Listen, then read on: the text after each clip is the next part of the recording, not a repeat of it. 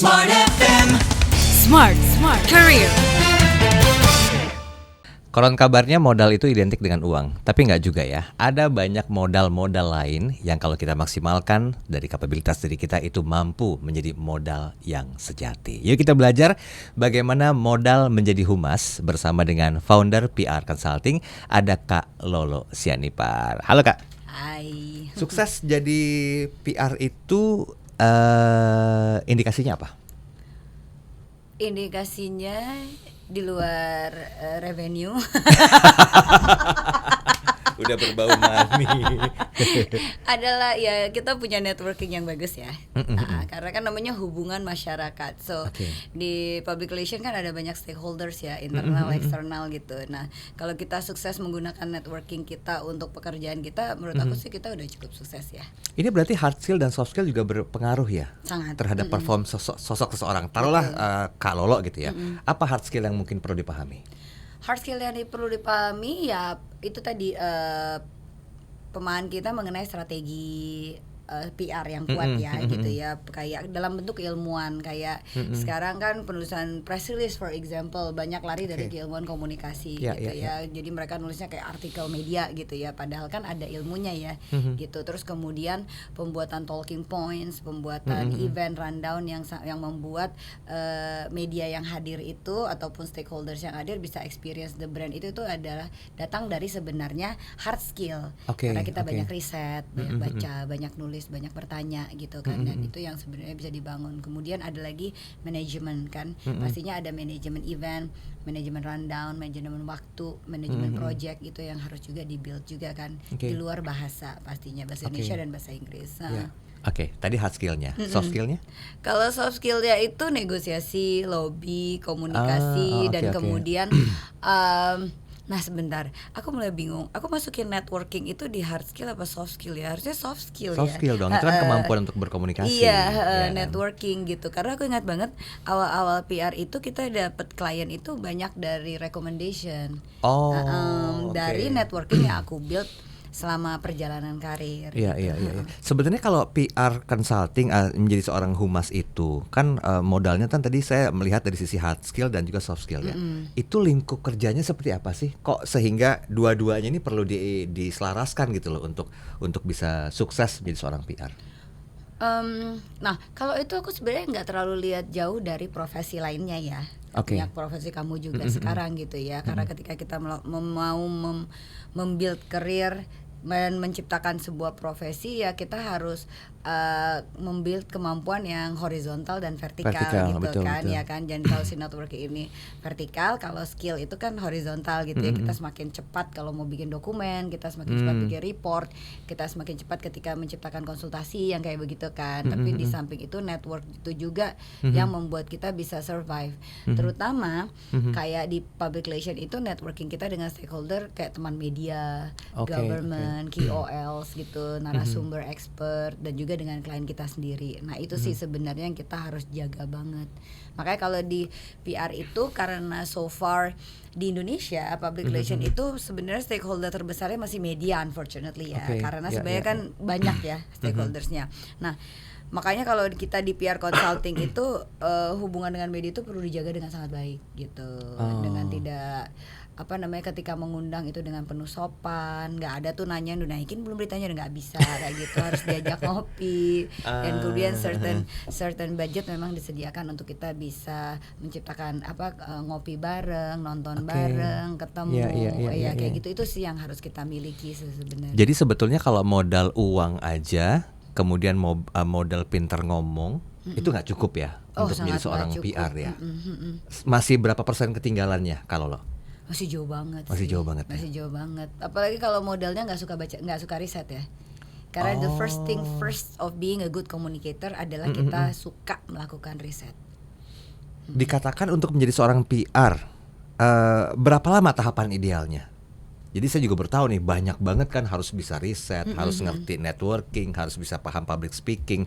Ya nggak munafik juga harus punya modal berupa uang kan. Betul. Nah berapa lama untuk bisa paling tidak menjadi seorang PR pemula?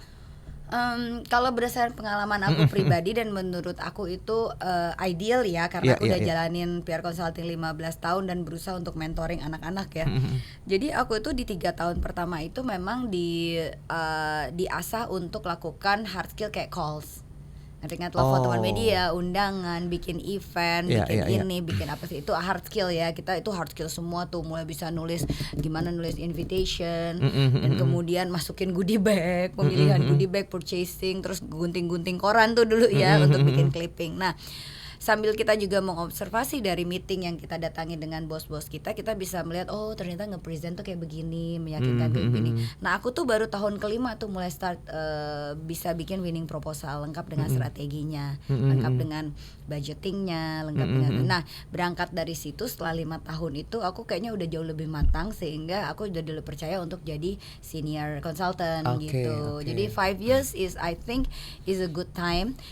Tapi kalau dipikir di era itu aku tuh nggak punya Google atau internet atau AI. Jadi aku selalu bilang sama tim itu harusnya kalian dengan fasilitas yang kalian miliki sekarang, kalian itu bisa jauh lebih cepat. Jadi for example aku build perusahaan setelah 10-11 tahun itu, sebenarnya menurut aku harusnya anak sekarang udah bisa build perusahaan di 7 tahun dengan akses teknologi yang mereka miliki. Kan, dan juga workshop yang nggak terlalu mahal. Di generasi aku itu nggak ada. Jadi waktu itu karena aku cuman punya akses ke komputer dan internet hanya di kantor saja, ya kan, nggak ada lagi orang nggak punya handphone, ya kan, pulang ke rumah ya udah nggak ada apa-apa. Jadi aku manfaatkan banget di kantor itu tuh ngumpulin tuh semua proposal sampai puluhan gitu, terus baca dan lain-lain. Nah, balik lagi memang kebetulan aku suka membaca ya, aku nggak tahu apakah itu advantage atau enggak gitu ya. Tapi for me now, ya kayak aku bilang tadi, di usia aku yang udah nggak muda di COVID, aku masih willing to learn and read dan nonton YouTube sampai ratusan untuk bisa live streaming gitu. Itu yang membuat menurut aku tuh anak-anak sekarang itu harus punya keinginan untuk baca lebih banyak aja sih. Modal penting. Tapi modal sekarang kan sejujurnya ya di era digitalnya juga gampang. Nggak bilang pinjol ya, tapi maksudnya kayak kalau orang udah bisa lihat bahwa diri kita bisa dipercaya dan kemudian kita punya skill yang dibutuhkan, kayak aku tuh nyari duit jujur gampang kalau mau minjam ke teman ratusan juta kan gitu ada trust ya. Di situ ya. Ada trust di situ karena mereka udah menyaksikan sendiri that I am capable, kan, ya kayak gitu. Nah, jadi, itu sih. Jadi gini, kalau dikerucutkan lebih spesifik lagi, pandangan dari Kala Luciani Part, sebenarnya profesi seorang PR itu given atau di nurture? Nurture. Di nurture. Pasti nurture. Nggak ada, balik lagi kayak aku bilang tadi, I'm very consistent bilang nggak ada good communicator itu given. Ada sih yang cukup beruntung ya, datang-datang tiba-tiba udah life of the party dan udah bisa ngomong gitu kan. Contohnya kayak Soekarno atau betul. Hitler bahkan kan memang itu udah dari lahir mereka udah jadi leaders gitu. Tapi yang banyak aku lihat dan saksikan yang sekarang itu mereka memang learn the communication and they like it, dan mereka memang punya keinginan yang tulus untuk sharing gitu ya hal yang mereka miliki. Kalau lo modal jadi humas, itu kan bahasan kita di Smart Career ya. Nah, tapi kan menjadi humasnya sudah tapi tiba-tiba untuk bisa maintain itu semua kan nggak mudah sebetulnya. Modalnya udah keluar, setidaknya kan berpikir secara logika bisnis kan ini mesti balik modal nih. Nah, gimana caranya bagi orang yang sudah kuasai modalnya, hard skill, soft skill, udah jadi seorang humas, tiba-tiba dia harus maintenance. Langkah apa yang perlu dilakukan agar modalnya ini istilahnya bisa balik lah? Ini sebagai pemilik perusahaan ya? Iya. Oke. Kalau dari aku sangat sederhana, karena kan sebenarnya di dalam public relation itu sendiri, ataupun kalau misalnya di Asosiasi Pemilik PR Indonesia itu sebenarnya udah ada standarisasi rate card dari service yang kita berikan kepada klien. For example, apakah itu media interview atau itu press conference atau itu media gathering, actually itu udah ada rate cardnya. And then kalau kita udah paham sama klien kita dan diri kita bisa kasih rate card sesuai yang kita percaya kita selayaknya dibayar segitu, kan kayak gitu. So in my case, karena aku juga udah senior, I know kita juga di PR Consulting nggak terlalu murah juga ya rate cardnya, tapi kita percaya sama diri kita sendiri, selalu kita menemukan emang potensial klien emang percaya sama kita gitu sih. So the modal pasti balik. Kenapa? Karena ini adalah agency, jadi nggak ada stok barang, nggak ada production, yang dijual itu pure service. Iya kan, kita buka restoran atau bikin skincare gitu kan. Dan sebenarnya service itu akan sangat jauh lebih mudah untuk balik modal. Karena tidak ada modal, modalnya dari sini gitu kan, nggak yang ada stok bisa expire, bisa apa gitu. Dan makanya untuk buka agency itu sekarang banyak EO agency dan lain-lain itu mereka jauh lebih banyak balik modal dan jauh lebih cepat. Oke. Kalau lo secara pandangan umum ya, karena melihat kan sekarang ada istilah ada Gen Z, Gen Y, ada Gen Alpha sekarang. Nah, ke depan ini profesi PR tuh seperti apa sih dari sudut pandangnya? Kalau lo melihat kemampuan teknologi juga udah semakin bagus sekarang. Nah, masih butuh nggak sih sebenarnya PR ini? Ya, kalau butuh udah pasti butuh banget karena kan sebenarnya ini ada ilmunya dan semua ilmu itu pasti akan dibutuhkan oleh humanity sebenarnya in general ya, apalagi dalam kasana bisnis karena semua orang pasti akan berbisnis ya kan untuk menghasilkan uang, bener nggak?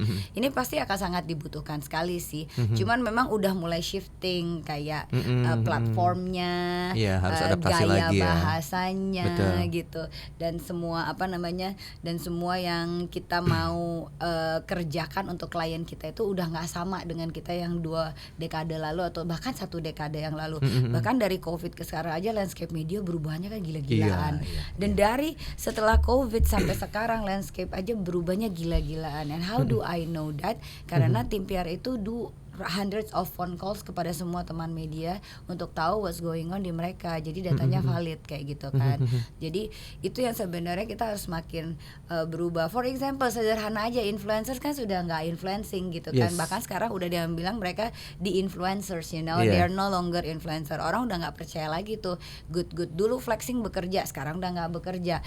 Dulu komunikasi yang bentuknya kayak brosur, promo apa segala macam yang udah nggak kerja lagi, udah nggak works lagi. Sekarang yang works adalah communicating the values of the brand dalam bentuk real people dan segala macam. Orang udah nggak suka tuh foto-foto yang diedit dengan hyper filter dan yang lain-lain, itu udah mulai nggak suka kan. Shifting dari follower jutaan ke sekarang follower 5.000 yang makro itu kan sudah sangat cepat gitu ya.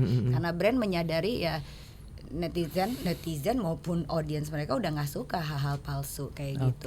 Baik. Nah, modal jadi humas kayaknya cukup membuat kita berpikir ya, karena sekedar punya uang aja nggak cukup gitu loh. Harus punya networking segala macam. Boleh dikasih tips skill apa yang mungkin perlu betul-betul dimiliki, di-maintain, bahkan mungkin juga disebarluaskan ke orang lain yang bisa dikatakan sebagai modal utama untuk jadi humas profesional? Oke. Sebenarnya masih sama sih Mas. Muter di situ aja sebetulnya ya. Sebenarnya iya, karena it's very consistent thing ya gitu ya, bahwa kita harus build communication skill kita dan juga kita harus build networking kita gitu. Itu yang paling penting sih menurut aku di 2 itu sih gitu. Yang lain mengikuti, tapi balik lagi kita ngikutin zaman. Gunakanlah teknologi yang emang udah disediain. Unfortunately memang karena AI ada, bukan unfortunately sih, fortunately kita punya ada AI, unfortunately yang menggunakan AI-nya tidak banyak membaca.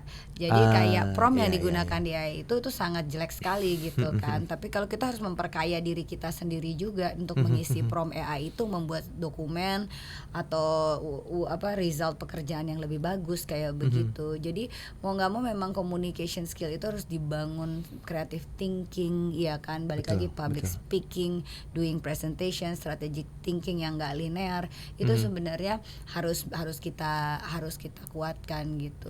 Rajin, kalau aku bilang rajin bertanya, rajin ikut workshop dan temukan benang merah apa yang kita sukai sih dari situ gitu. Dan kemudian tulus berteman sama orang. Ini yang aku lihat sekarang itu the fake news udah mulai ya. Yang aku juga nggak suka itu kayak you don't want to spend time, energy, and resources untuk orang yang kita memang benar-benar pengen tahu dan pengen kenal gitu. Tapi ini bukan curhat ya? Enggak sih. Baik. I wish. Curhat juga ya, nyindir. Ya. Oke, kita sudah sampai di menit penghujung dari program podcast Smart Career. Satu poin penting yang mungkin perlu Anda gabungkan keduanya, yaitu tentang kapabilitas diri Anda sehubungan dengan skill and networking. Jadi perluas skill Anda, perluas networking Anda, lebih gali dalam lagi skill Anda agar Anda mampu bersaing untuk menghadapi segala hal yang berhubungan dengan persaingan di dunia usaha, khususnya di PR. Saya Daryl Adam, sampai jumpa. Smart FM. Smart Career. Make your future better.